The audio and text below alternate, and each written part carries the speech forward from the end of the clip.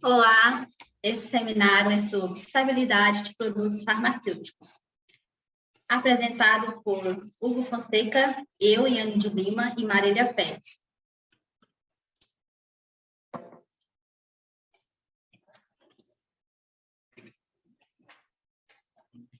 Vamos abordar os seguintes tópicos: fazer uma breve introdução, falar sobre os tipos de estabilidade, os fatores que afetam a estabilidade, métodos indicativos de estabilidade farmacêutica, estudo de estabilidade de medicamentos e a especificação da RDC da Anvisa.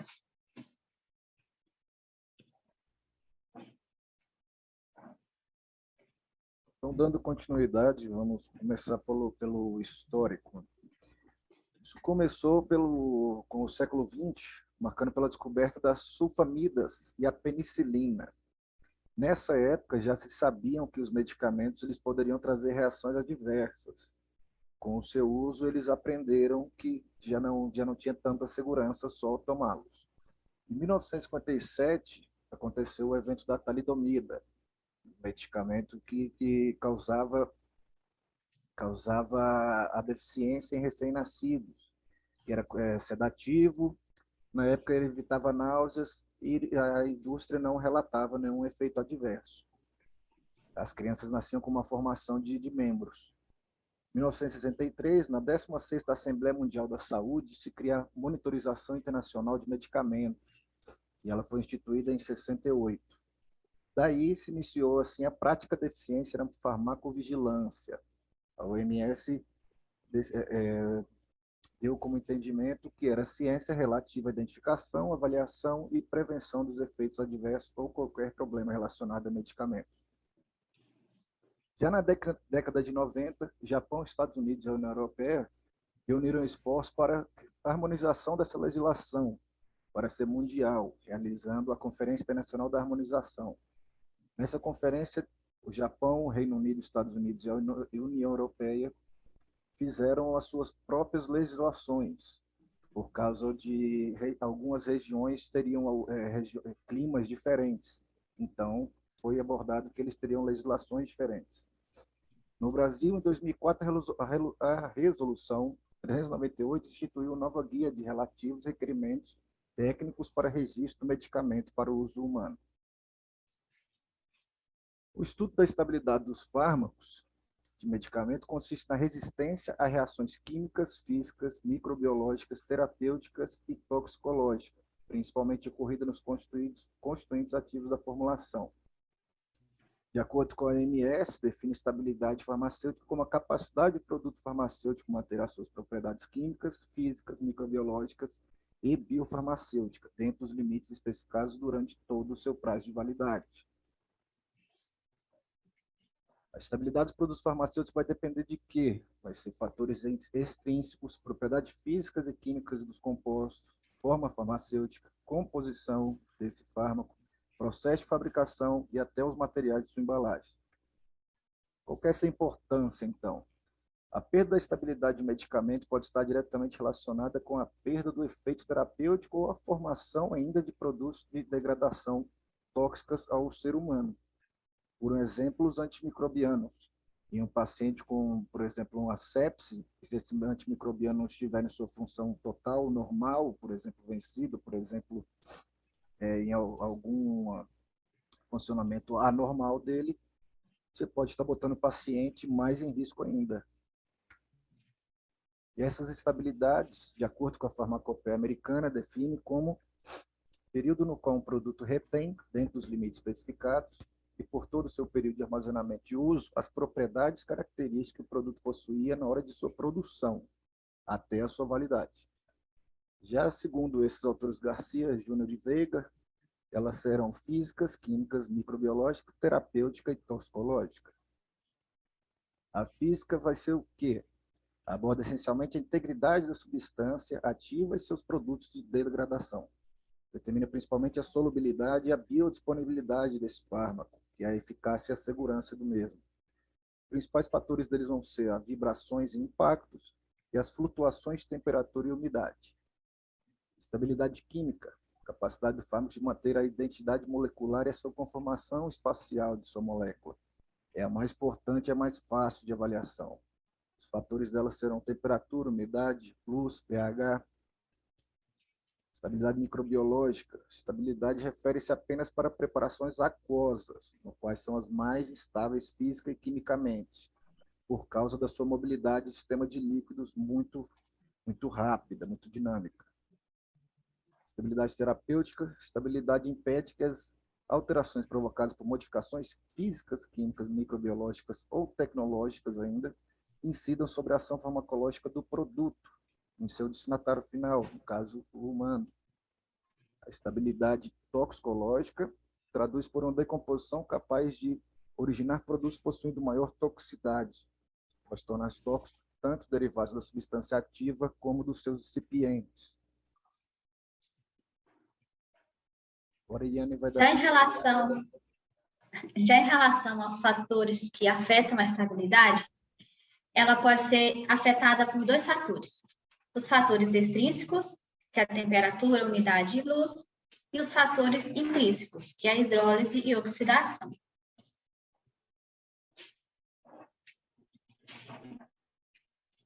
A temperatura, ela é o fator mais importante envolvido na degradação dos produtos farmacêuticos, porque com o aumento da temperatura, aumenta a degradação química. E essa influência ela pode ser diminuída com o correto armazenamento, o congelamento, a refrigeração, controle de temperatura em todas as partes dos processos. Já a umidade, ela pode estar relacionada aos efeitos da temperatura, porque a aderência da água na superfície do produto farmacêutico pode alterar o seu estado físico e afetar sua reatividade, gerando uma degradação indireta. E a gente pode melhorar isso, e dessa forma, a umidade influencia,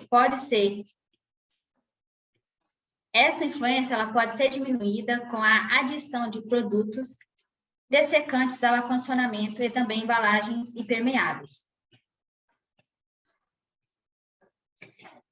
Já a luz, ela pode desencadear reações de degradações, como a redução e a oxidação.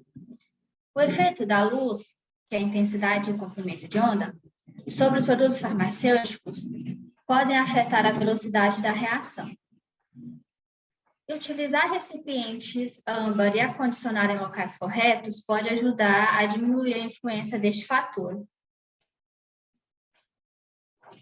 A hidrólise é um dos fatores intrínsecos mais comuns, agora já entrando nos fatores intrínsecos. Ela se caracteriza pela quebra de uma molécula por causa da água. Pode-se diminuir este efeito trocando o solvente por glicerina, método que nem sempre é possível, e utilizar dessecantes nas embalagens ou dos materiais impermeáveis. O último fator intrínseco é a oxidação, porque essa reação elas são catalisadas tanto pela luz como pela temperatura, gerando a degradação de fármacos. Evitando o contato com a luz, com o oxigênio e usando oxidantes, podemos diminuir esses efeitos. Agora, os métodos indicativos de estabilidade farmacêutica. Temos o método de Arrhenius, que também é conhecido como Garrett. Este método usa os dados da temperatura e da velocidade da reação em uma equação quantitativa. Este método consiste em usar, no mínimo, 3 diferentes condições de temperatura superiores ao normal do medicamento e avaliar o decréscimo da substância ativa. No método empírico, ele é mais simplista. Ele é mais utilizado na fase de desenvolvimento de um medicamento, por não ser preciso ao determinar o prazo de validade do medicamento. Este método declara que a cada aumento de 10 graus, duplica o valor da velocidade da reação. O coeficiente de temperatura. Este método ele se baseia na equação entre a velocidade de reação em uma certa temperatura e a velocidade de reação a 10 graus inferior. Este método ele fundamenta-se em um coeficiente de temperatura constante. Porém, sabemos que a temperatura altera-se rapidamente em pouco tempo. Também temos o método de análise térmica, que ele é muito utilizado no desenvolvimento de produtos. Neste método, a amostra está sujeita a um programa de temperatura controlada, dinâmica ou constante. Nele pode-se avaliar as propriedades físicas ou químicas medidas com funções de temperatura ou tempo.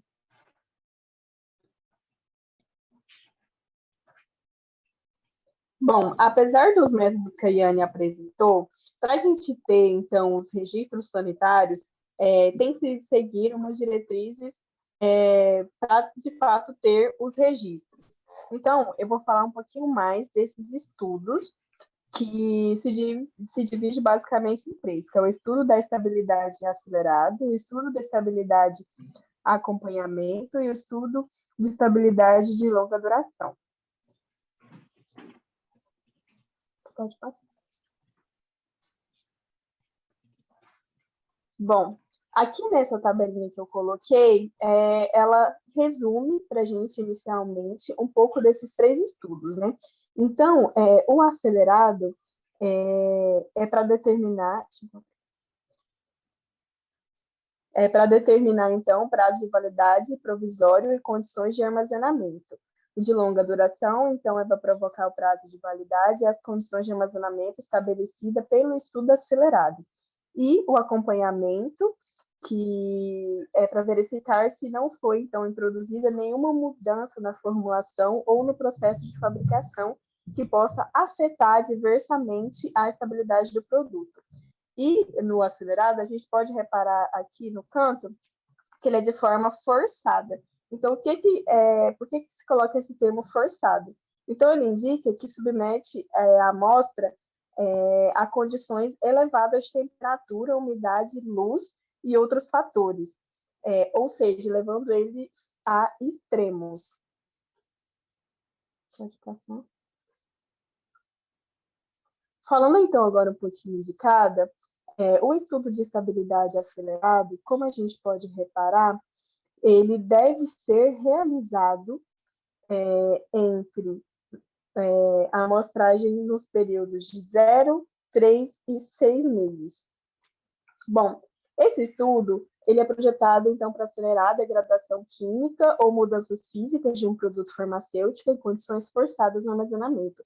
Os dados, então, assim obtidos, vão juntamente com aqueles derivados de estudos de longa duração, poder ser usados para avaliar os efeitos químicos e físicos prolongados em condições aceleradas e não aceleradas, e para avaliar o impacto de curta exposição em condições fora daquelas estabelecidas no rótulo do produto, ou seja, geralmente temperatura ambiente, que podem ocorrer durante o transporte desse produto.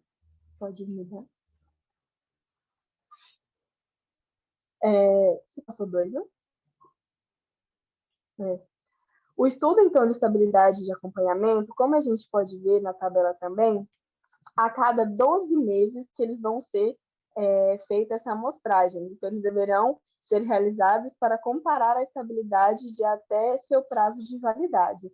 Já ele é um estudo realizado para verificar o produto farmacêutico se ele mantém suas características físicas, químicas, biológicas, conforme os resultados obtidos nos estudos de estabilidade de longa duração. Pode passar. Já o estudo de estabilidade de longa duração, ele é um estudo projetado, então, para verificação das características físicas também, né, químicas, biológicas, microbiológicas do produto farmacêutico, e ele é oficialmente depois do prazo de validade esperado. Os resultados, então, são usados para estabelecer ou confirmar o prazo de validade e recomendar as condições do armazenamento apropriada. Ele deve ser, como a gente pode observar aí, a cada 3 meses no primeiro ano. Então, mês 0, mês 3, mês 6, mês 0, mês 3. Vou colocar um verde.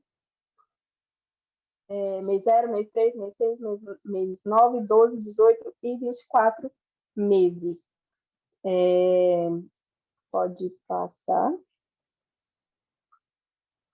Então, trazendo mais uma disposição geral, a gente tem um prazo então, de validade de um produto a ser comercializado no Brasil. Ele é determinado por um estudo de estabilidade de longa duração, de acordo então com os parâmetros definidos nessa tabela. Nessa tabela aí, a gente pode ver que traz então as formas farmacêuticas,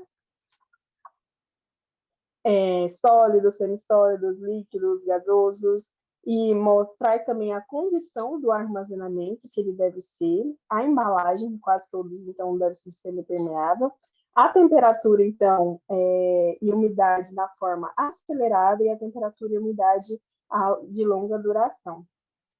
Então, por ocasião, então, do registro, poderá ser considerado um prazo de validade provisório de 24 meses, se apropriado relatório de estudo de estabilidade de longa duração de 12 meses ou o relatório de estudo de estabilidade acelerado de 6 meses, acompanhando os resultados preliminares do estudo de longa duração, conforme os parâmetros definidos, então, aqui nessa tabela. Pode passar. Aí, como eu disse, né, então o prazo de validade deve ser confirmado mediante a apresentação de estudo de estabilidade. Anteriormente, na verdade, eu tinha falado que ele era provisório. Então, depois disso, de liberar a validade provisória, ele deve ser confirmado mediante a apresentação do estudo de estabilidade de longa duração de 24 meses, de duração.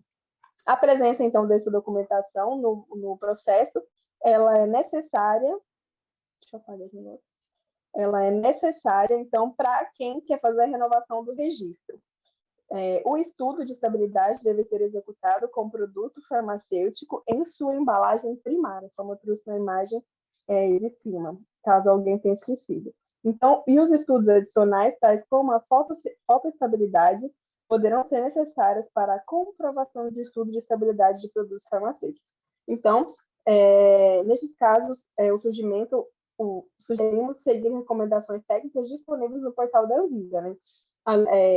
E a não apresentação deste estudo de estabilidade deve vir acompanhada com a justificativa técnica como evidência científica de que os ativos não sofrerão degradação em presença de luz ou da embalagem primária não permite essa passagem de luz, porque ele é um produto, então, fotossensível, né? Como eu meio que trouxe aí na imagem. Bom, agora, com relação às especificações de produtos importados, né? Esses estudos de estabilidade podem ser realizados no exterior de acordo com os parâmetros definidos, então, nessa resolução. Para os produtos importados a granel ou em embalagem primária, os estudos de estabilidade devem ser realizados em solo brasileiro, de acordo também com os parâmetros definidos nessa resolução. E os estudos importados a granel devem descrever nos seus rótulos a sua data de fabricação, validade e condições de seu armazenamento, até a execução da embalagem primária, para serem liberados pelas autoridades sanitárias dos portos e dos aeroportos. Os produtos... tá certo, pode passar. Então, falando das especificações, então, da RDC 1.5, na verdade, é um pouco deste trabalho como todo, está descrito nessa RDC, mas falando especificamente do que tem que ter nessa forma farmacêutica, informações, então, obrigatórias que tem que ter nesses produtos. Bom, então, né, para qualquer forma farmacêutica, as informações obrigatórias devem se constar no relatório de estabilidade, são o número de lote para cada lote envolvido no estudo, a descrição do fabricante dos princípios ativos utilizados, nome e endereço dos fabricantes dos princípios ativos, a aparência, o plano de estudo, material, métodos, desenho e cronograma, data de início de estudo, teor de princípio ativo e métodos analíticos correspondentes, quantificação de produtos e degradação e método analítico correspondente, limites microbianos. Esses limites microbianos está correlacionado com as formas líquidas e semissólidas. Aí, para as formas líquidas e semissólidas, ele também tem que acrescentar pH, sedimentação pós-agitação em suspensões, claridade em solução, separação de fase em emulsões e cremes e perda de peso em produtos à base aquosa. Então, aqui está algumas das nossas referências desse presente trabalho. E muito obrigada.